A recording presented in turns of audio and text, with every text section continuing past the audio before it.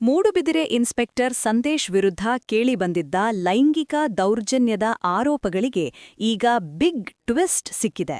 ಈ ಆರೋಪಗಳೆಲ್ಲ ಸುಳ್ಳು ಅಂತ ಮಂಗಳೂರು ಪೊಲೀಸ್ ಕಮಿಷನರ್ ಈಗ ಅಧಿಕೃತ ಸ್ಪಷ್ಟನೆ ನೀಡಿದ್ದಾರೆ. ಹಾಗಾದ್ರೆ ಆ ವೈರಲ್ ವಿಡಿಯೋಗಳ ಕಥೆಯೇನು? ಇಲ್ಲಿದೆ ಡೀಟೇಲ್ಸ್. ಮಂಗಳೂರು ನಗರ ಉಪವಿಭಾಗ ಎಸಿಪಿ ಶ್ರೀಕಾಂತ್ ನೇತೃತ್ವದಲ್ಲಿ ನಡೆದ ತನಿಖೆಯ ವರದಿ ಈಗ ಹೊರಬಿದ್ದಿದೆ. ಸುಮತಿ ನಾಯಕ್ ಮತ್ತು ಅವಿತಾ ಮಿನೇಜಸ್ ಮಾಡಿರೋ ಲೈಂಗಿಕ ದೌರ್ಜನ್ಯದ ಆರೋಪಕ್ಕೆ ಯಾವುದೇ ಸಾಕ್ಷಿ ಸಿಕ್ಕಿಲ್ಲ.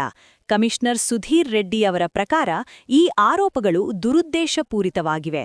ವೈರಲ್ ಆಗಿರೋ ಆಡಿಯೋ ಮತ್ತು ವಿಡಿಯೋಗಳು ತಮ್ಮದೇ ಅಂತ ಮಹಿಳೆಯರು ಒಪ್ಪಿಕೊಂಡಿದ್ದರೂ ದೌರ್ಜನ್ಯ ನಡೆದಿದೆ ಅಂತ ದೂರು ಕೊಟ್ಟಿಲ್ಲ ಅನ್ನೋದು ಇಲ್ಲಿ ಗಮನಿಸಬೇಕಾದ ಅಂಶ. ಲೈಂಗಿಕ ದೌರ್ಜನ್ಯ ಸಾಬೀತಾಗದಿದ್ರೂ ಇನ್ಸ್ಪೆಕ್ಟರ್ ಸಂದೇಶ್ ಈಗ ಅಮಾನತ್ತು ಶಿಕ್ಷೆ ಅನುಭವಿಸುತ್ತಿದ್ದಾರೆ. ಯಾಕೆಂದ್ರೆ ಆಡಿಯೋ ಮತ್ತು ವಿಡಿಯೋಗಳಲ್ಲಿ ಅವರು ಅಸಭ್ಯವಾಗಿ ಕಾಣಿಸಿಕೊಂಡಿರೋದು ಇಲಾಖೆಯ ಶಿಸ್ತಿಗೆ ವಿರುದ್ಧವಾಗಿದೆ. ಪೊಲೀಸ್ ಸ್ಟೇಷನ್ಗೆ ಬರೋ ಮಹಿಳೆಯರ ಜೊತೆ ವರ್ತಿಸುವಾಗ ಜಾಗರೂಕರಾಗಿರಬೇಕು.